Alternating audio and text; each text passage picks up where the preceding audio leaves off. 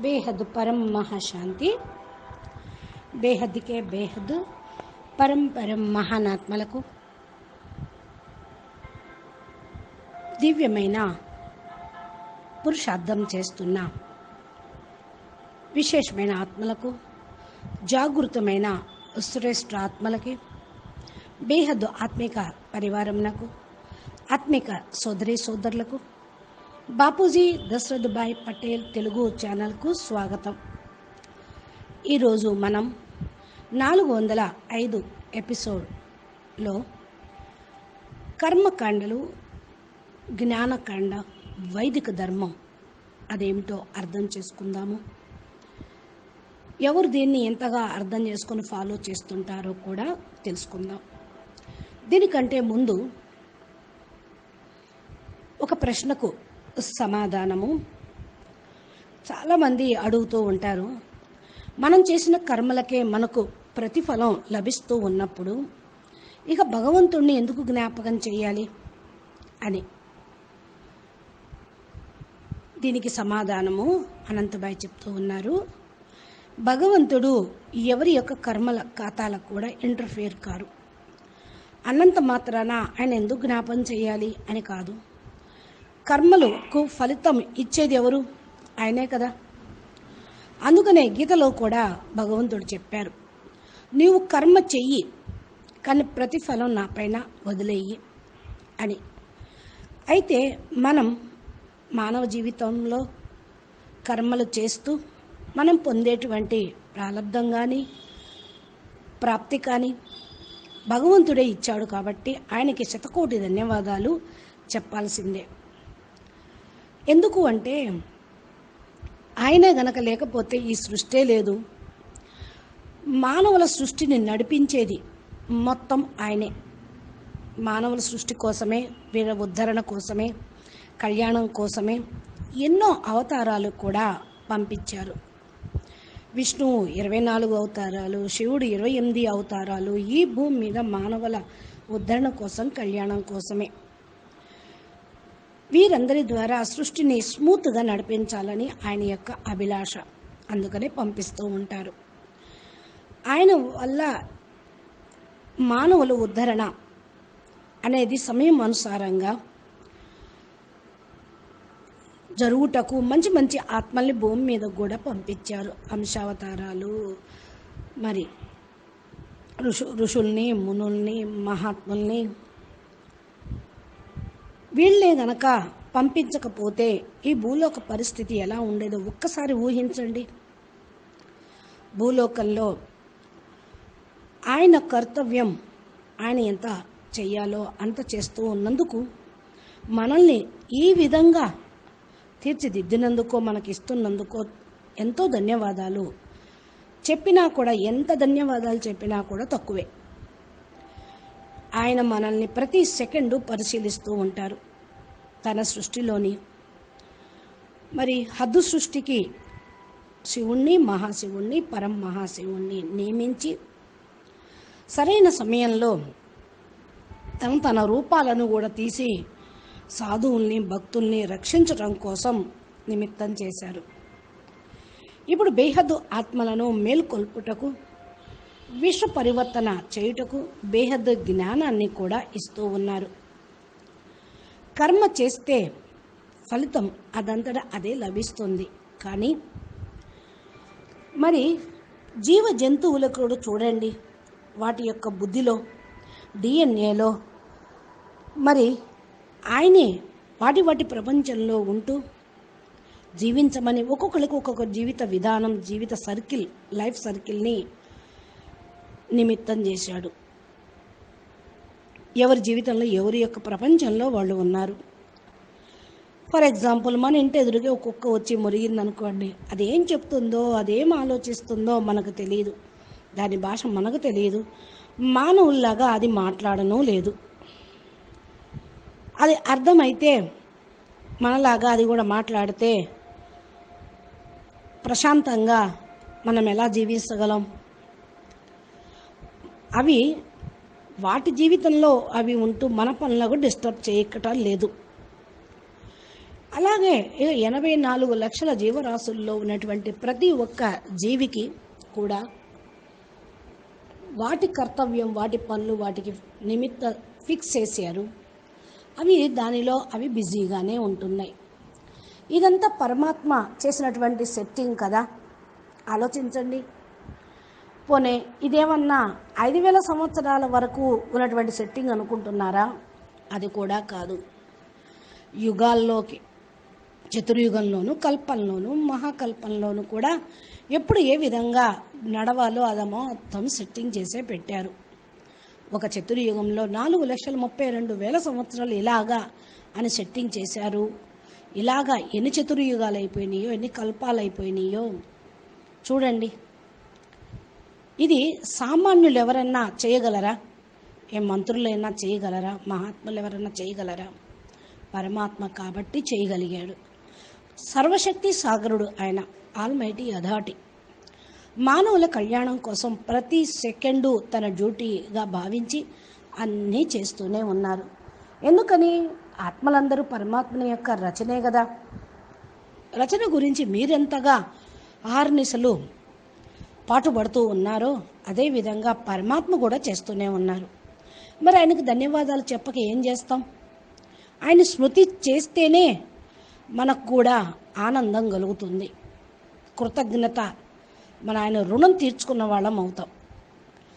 Positive changes మన లోపల కూడా వస్తుంది. మనకు కూడా పరం ఖుషి అనేది కలుగుతూ ఉంటుంది. లేకపోతే మానవ ప్రపంచంలో, మానవ శరీరాల్లో ఇరుక్కుపోతూనే ఉంటాం. ఆయనకి ధన్యవాదాలు చెప్తే, ఆయన స్మృతి చేస్తూ ఉంటే మనలోని అహంకారం ఖతమవుతుంది. ఎందుకని? ఆయన ఎవరు, ఏంటో, ఏం చేస్తున్నాడో తెలిస్తే మన అహంకారం ఎక్కడిది? పరమాత్మను స్మృతి చేస్తే హృదయం కూడా శుద్ధి అవుతూ ఉంటుంది. అంతఃకరణ శుద్ధి కోసమే మనం చేస్తూ ఉన్నాం. ఇప్పుడు చూడండి, ఈ భూమి మీదే కాదు, పైన అంతరిక్షంలో ఎన్ని ఆస్ట్రాయిడ్స్, ఎన్ని బెల్ట్లో ఉన్నాయి, ఎన్ని లోకాలు, ఎంతమంది ఆత్మలు, ఎన్ని ఆత్మలు.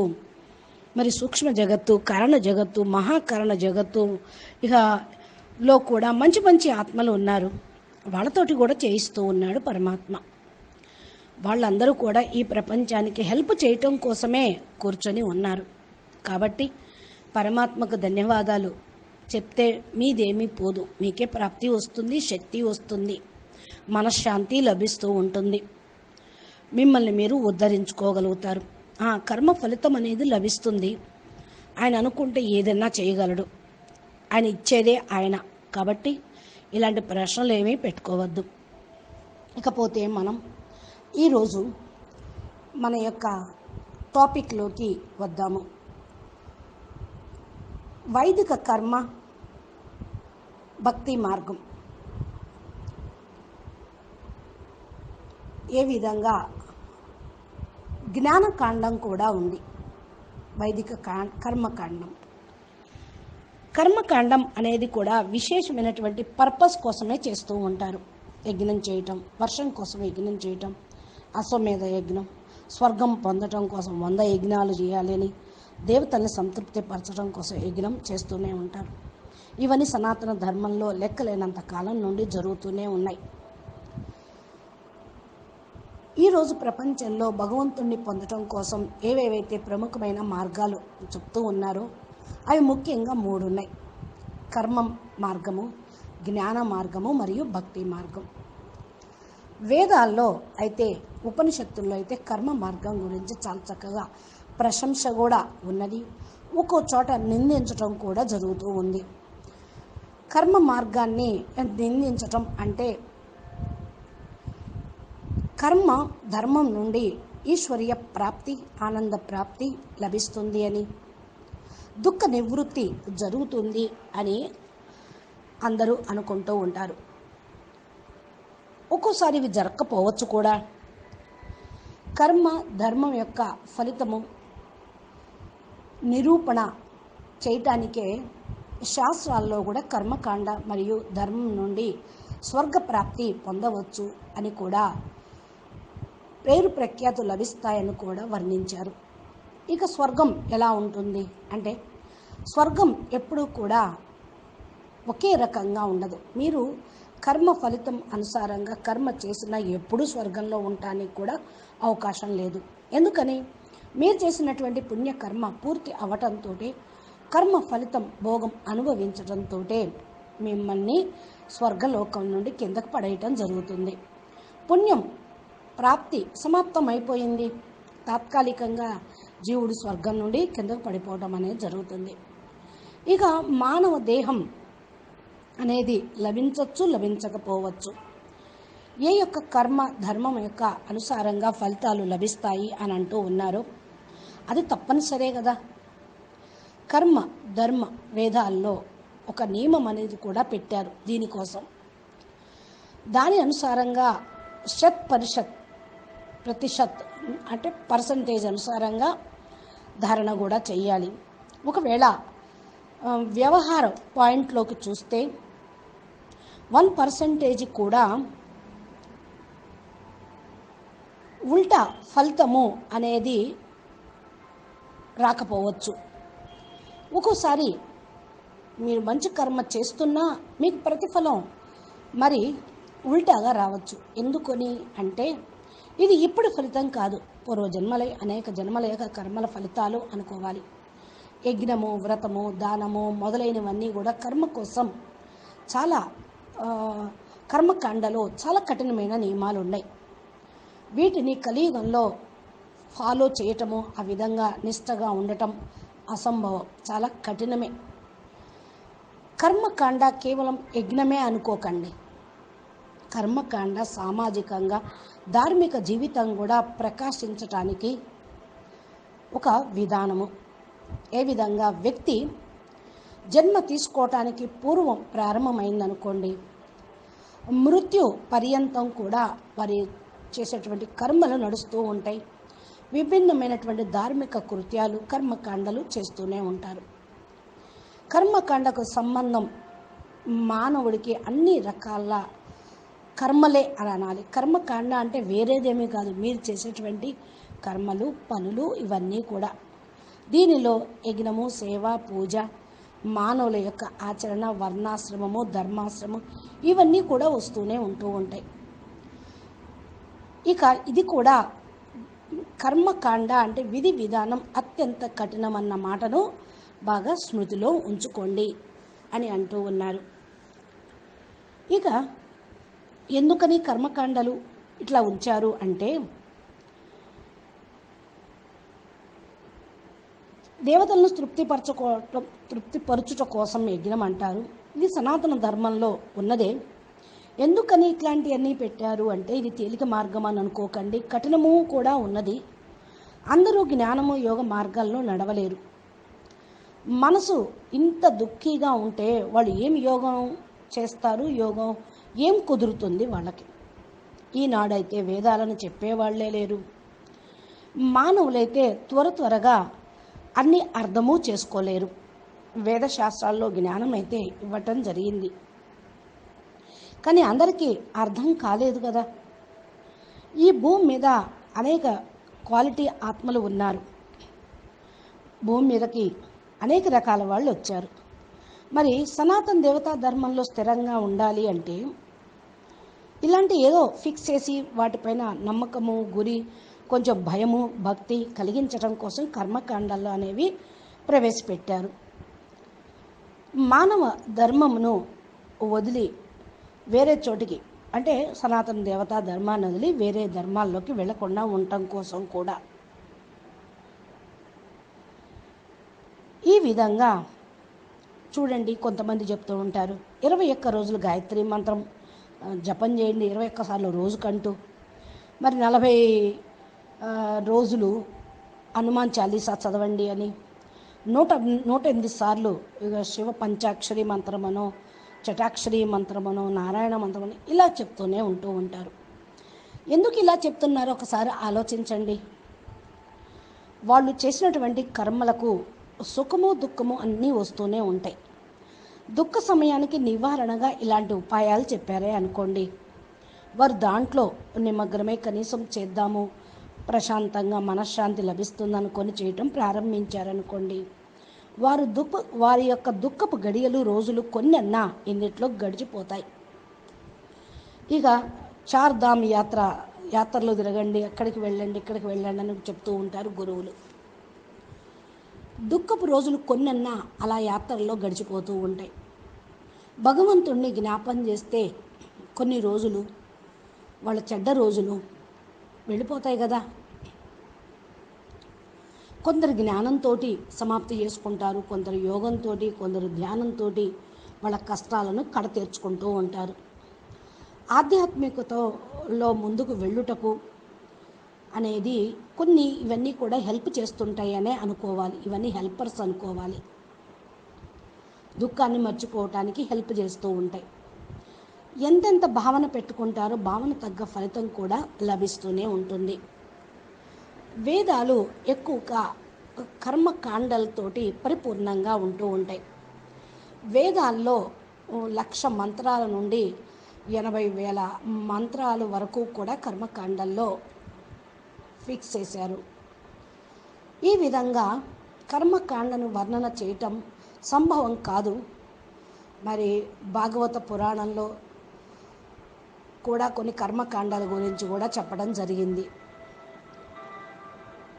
కర్మకాండ విస్తారము అనే దాన్ని చేసుకుంటూ ఉంటే దీనికి హద్దు అనేది ఏమీ లేదు ఉద్ధవ అని శ్రీకృష్ణుడు ఉద్ధవుడితోటి కూడా చెప్పాడు. ఈ విషయానికి వస్తే మనం ఇవి చాలా చాలా అనంతంగా ఉన్నట్టే. దీని మీద మీరు కూడా ఏం మాట్లాడగలరు, ఎంత చెప్పుకున్నా తక్కువే అవుతుంది. కానీ ఈ యొక్క కర్మకాండల గురించి విశేషంగా తెలుసుకున్నప్పుడు ఎందుకు వచ్చినాయి ఇవి అనేది గ్రహిద్దాము. కర్మకాండ అన్న శబ్దము కర్మ ప్లస్ కాండ్ రెండు కలిపితేనే కర్మకాండ అవుతుంది. కర్మ అయితే మీకు తెలుసు, మీరు చేస్తున్న పనులన్నీ కర్మలే. కాండము అంటే అర్థం ఏంటంటే ఘటన, పరిస్థితులు, సంఘటనలు జీవితంలో ఎప్పుడైతే వస్తూ ఉంటాయో అప్పుడు ఇవన్నీ జరుగుతూ ఉంటాయి.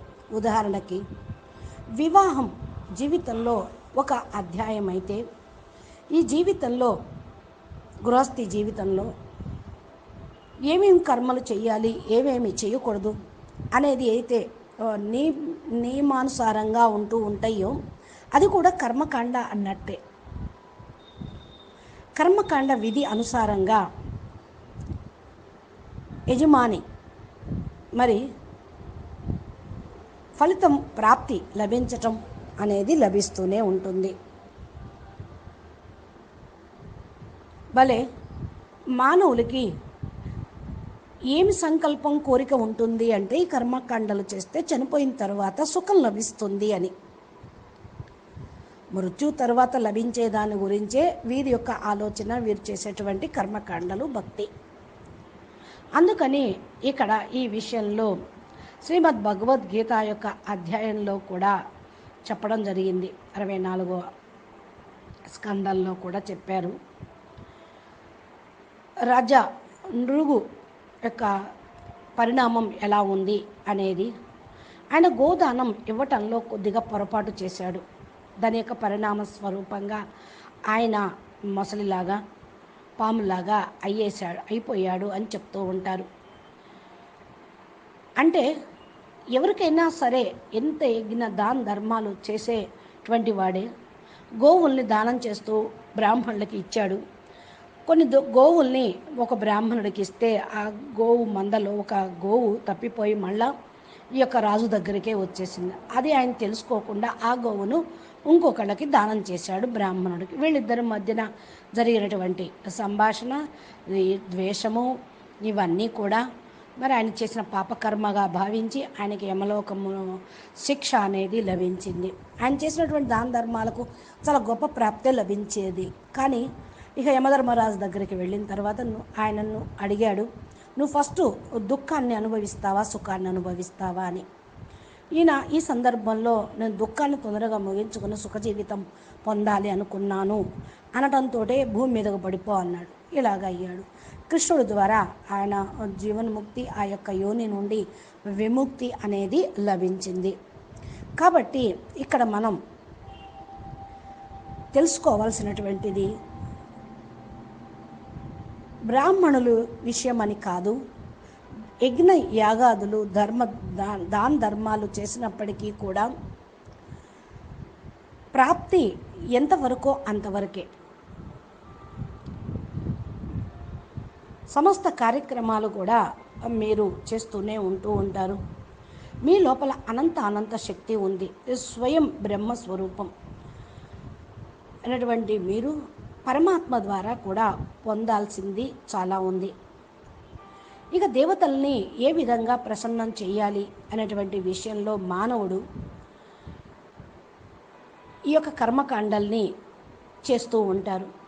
ఎక్కడైతే అగ్ని ఉంటుందో అగ్ని యొక్క పొగ పైకి వెళ్ళినట్టు, ఆకాశంలో అది విలీనమవుతున్నట్లు మనమందరం కూడా చేసేటువంటి కర్మకాండలు చేసేటువంటి కర్మలు పైన మనం ఉండేటువంటి లోకం పైన దేవలోకానికి వెళ్ళిపోతాయి, దేవతలు తృప్తి పడతారు అని అంటూ ఉంటారు. అంటే యజ్ఞంలో ఆహుతి చేసిన హవన్ యొక్క ఆస్వాదన దేవతలు తీసుకుంటారు అని వారి యొక్క కల్పన ఇలా ఉంటుంది. ఈ విధంగా అయినా స్వర్గం యొక్క దేవతల సంబంధిత ప్రాప్తి మనకు లభిస్తుంది అనుకుంటారు. ఈ విధంగా ఆహుతి ఇవ్వటంతో అగ్ని, వరుణ, మారుతి మొదలైనటువంటి ఆహుతులు వేయటంతో దేవతలు ప్రసన్నమవుతూ ఉంటారు. వాళ్లకు ప్రియమైనటువంటి వస్తువుల్ని ఆహుతి ఇస్తే దేవతలు ఇంకా ప్రసన్నమవుతారు అన్నటువంటి భావాన్ని చెప్తూ ఉంటారు. ఆహుతి విధిపూర్వకంగా చెయ్యాలి. విధిపూర్వకంగా చేయకుండా ఉంటే కూడా తప్పు జరిగిపోతూ ఉంటుంది. మరి యజ్ఞకుండము ఏ విధంగా ఉంటుంది అంటే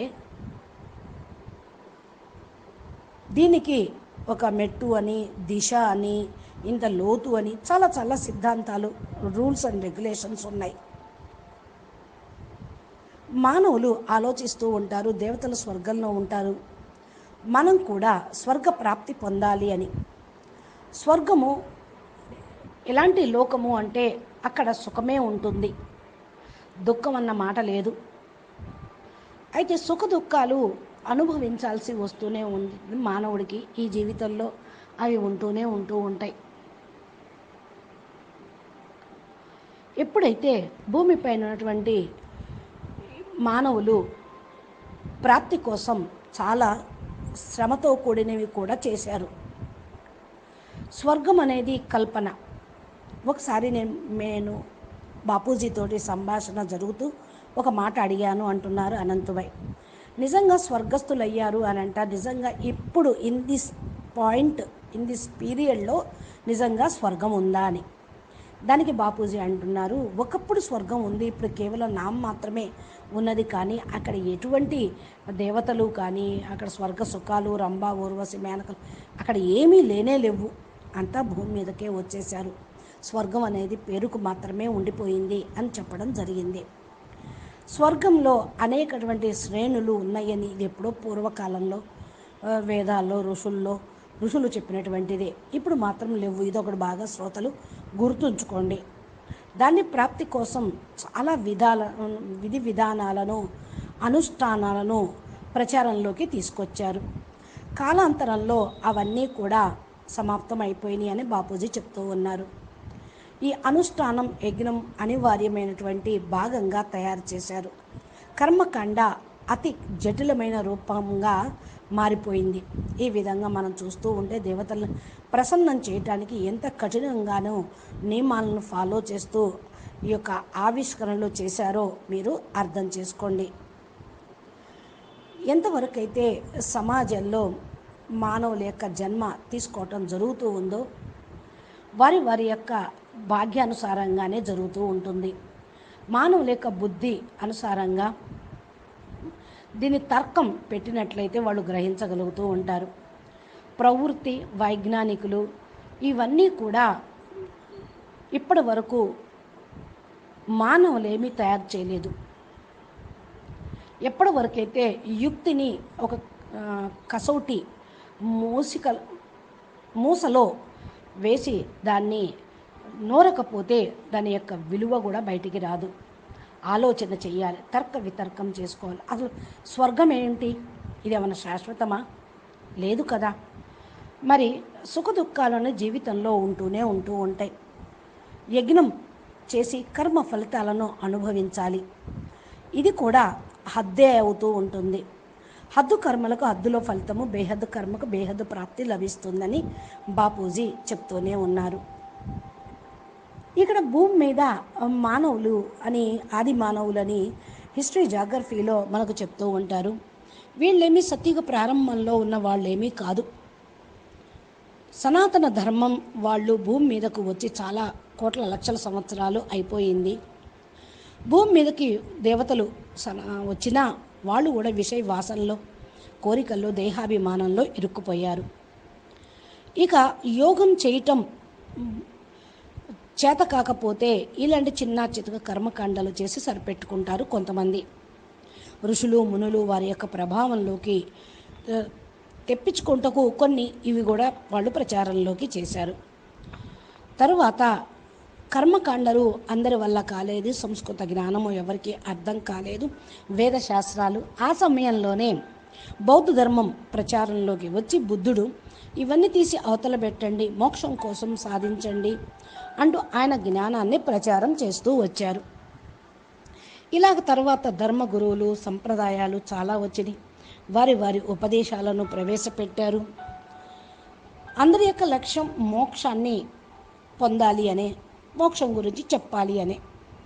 బేహద్ బాపూజీ కూడా చెప్పారు, ఎవరు ఏ విధంగా జీవితాన్ని గడుపుతారో వారు దాని అనుసారంగా కర్మ బంధనతోటి ఈ జన్మలో మళ్ళా పూర్వజన్మ చేసిన ప్రాప్తి అనుసారంగా వారి ఆధ్యాత్మిక యాత్రను ప్రారంభిస్తారు అని చెప్పటం కూడా జరిగింది.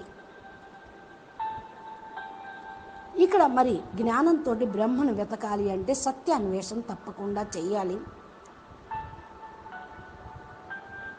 కర్మ ప్రాప్తి కలిగిస్తుంది కాబట్టి దాన్ని పరీక్షించటం కూడా జరుగుతుంది. ఈ విధంగా మనము యజ్ఞం ద్వారా ప్రాప్తి పుణ్యం లభిస్తుంది అంటే బ్యాంకులో సంచిత కర్మలు పోగు చేసుకోవటమే. ఈ పుణ్య ఫలితం వల్లే మనం స్వర్గంలోకి వెళ్తాము అని అంటూ ఉంటారు.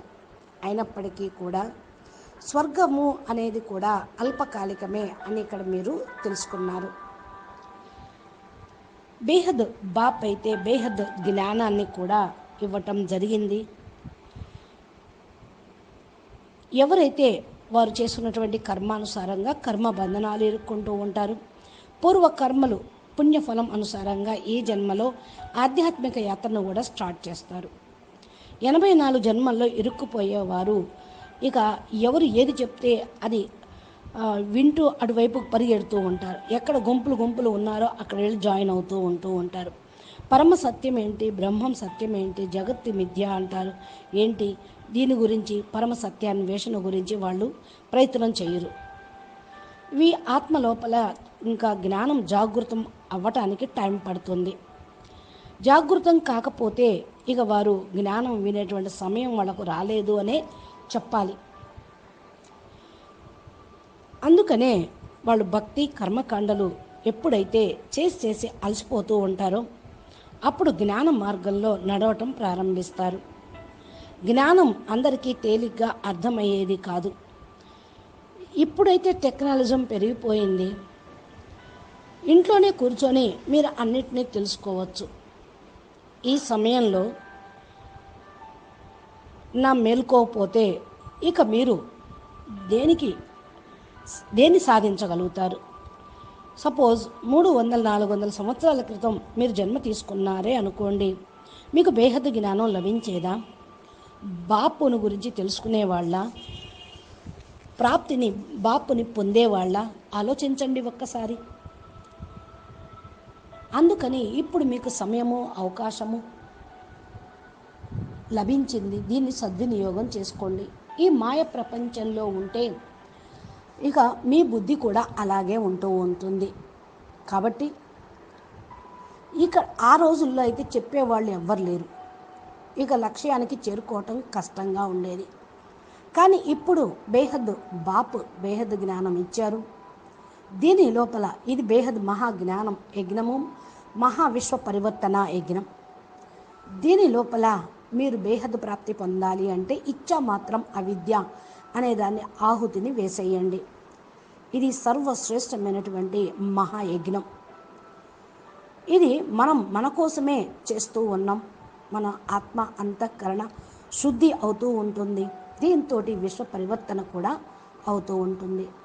మనం ఒంటరిగా వచ్చాం, ఒంటరిగా ఒడ్డు చేతులతోటి వెళ్ళిపోతాం. మరి భగవంతుడికి ఇవ్వటానికి మన దగ్గర ఏముంది? అన్నీ ఆయన ఇచ్చినయే కదా. భలే ఆయన ఇచ్చినా కూడా మీరు ట్రస్టీగా ఉంటూ వాటిని సంభాళించుకుంటూ గృహస్థంలో ఉంటూ మీ దగ్గర ఉన్నది పర్సంటేజ్లు కూడా విశ్వ కళ్యాణం కోసం, విశ్వ పరివర్తన కోసం, మానవుల ఉద్ధరణ కోసం ఉపయోగించండి. పరమాత్మ అంటారు, గీతలో కూడా చెప్పారు, నేను ఏమనుకుంటే అది చేయగలను. త్రిలోకాల్లో నాకు అసంభవం అన్న మాట లేనే లేదు. అన్నీ కూడా సంభవమే. అయినా సరే నేను కర్మ చేస్తూనే ఉన్నాను, మానవ కళ్యాణం కోసం చేస్తూ ఉన్నాను అని చెప్పారు. అలాగే మనం కూడా భూమి మీద అవతరించినటువంటి బేహద్దు పరం మహానాత్మలం ఆధ్యాత్మిక ప్రగతిలో మనం ముందుకు వెళ్తూ విశ్వ కళ్యాణం కోసం, మానవుల కళ్యాణం కోసం స్థితప్రజ్ఞులుగా అయ్యి మనం కూడా కర్మ చేస్తూనే ఉండాలి. బేహద్దు కర్మ మన యొక్క వైబ్రేషన్స్, యోగము విశ్వ పరివర్తన కోసమే. కనుక ఇదే లక్ష్యం పెట్టుకోండి. ఏమి చెయ్యాలో మీకు ఈ పాటికి అర్థమైపోయే ఉంటుంది. బేహద్దు బాపూజీ చెప్పిన బేహద్దు జ్ఞానం అనుసారంగా బేహద్దు ప్రాప్తి అనేది మీకు లభిస్తుంది. అచ్చా, పరం శాంతి, నమస్తే, ధన్యవాదాలు. బేహద్కే బేహద్ పరం పరం పరం మహాశాంతి హై, మహాశాంతి హై, మహాశాంతి హై. నమస్తే. బాపూజీ దశరథ్ భాయ్ పటేల్ తెలుగు ఛానల్లో బాపూజీ చెప్పేటువంటి అద్భుతమైన జ్ఞానం, మా ఇచ్చేటువంటి దివ్య సందేశాలు, అనంతుభాయ్ మోటివేషన్, ఇన్స్పిరేషన్, స్పెషల్ టాపిక్స్ తోటి రోజు లైవ్ ప్రోగ్రాంలో వీడియోలు వస్తూ ఉన్నాయి. ఇది తెలుగు ఛానల్లో బాపూజీ అప్లోడ్ చేసినవి మీ మొబైల్కి నోటిఫికేషన్ రూపంలో మీరు పొందాలి అంటే మీరు ఏం చేయాలో పురుషార్థం దానికి ఆధారంగా తెలుసుకోవాలి అంటే మా ఛానల్ని సబ్స్క్రైబ్ చేసి గంట సింబల్ని ప్రెస్ చేయండి. పరం శాంతి, నమస్తే, ధన్యవాదాలు. బేహద్ పరం మహాశాంతి.